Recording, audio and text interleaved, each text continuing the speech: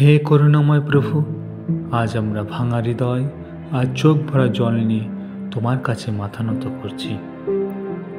পবিত্র পায়েল গাঁয়ের উপত্যকা থেকে, যেখানে প্রকৃতি শান্তির গান গায়, একটি আর্তনাদ উঠেছে, যন্ত্রণা ও হারানোর কান্না।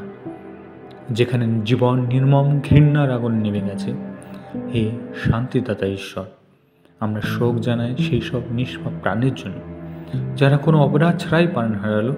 যেসব পরিবার আজ শূন্যতা নিয়ে বেঁচে থাকবে, তাদের তুমি তোমার স্নেহের চাদরে মুড়ে দাও। তাদের কষ্টে থাকুক তোমার সান্ত্বনার পরশ, আর তাদের অশ্রু শুকাক তোমার করুণায়।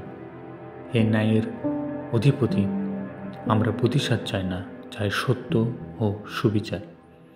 অন্ধকারের ছায়া যেন ফাঁস হয় তোমার আলোয়। হিংসার পথে যারা হাঁটে, তারা যেন ফিরে আসে অনুতাপের আলোতে, আর আরেকটি জীবন নষ্ট না করে। আমাদের প্রিয় মাতৃভূমি ভারতের জন্য আমরা প্রার্থনা করি, যে আজ কেঁপে উঠেছে কিন্তু ভেঙে পড়েনি। তোমার আশীর্বাদে সে হোক আরও ঐক্যবদ্ধ।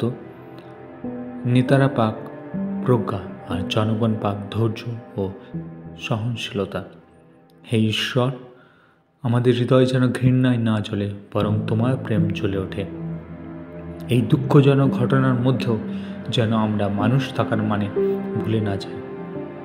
নিরাপত্তা হোক আরও শক্তিশালী, কিন্তু তার থেকে বেশি হোক মানুষের মানুষত্ব। আজ আমরা একটি প্রদীপ জ্বালাই, প্রতিটা হারিয়ে যাওয়া প্রাণের স্মৃতিতে একটি শান্তির প্রদীপ, একটি আশার আলো।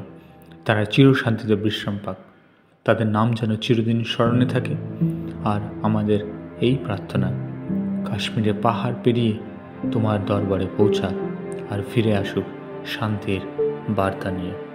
আমিন।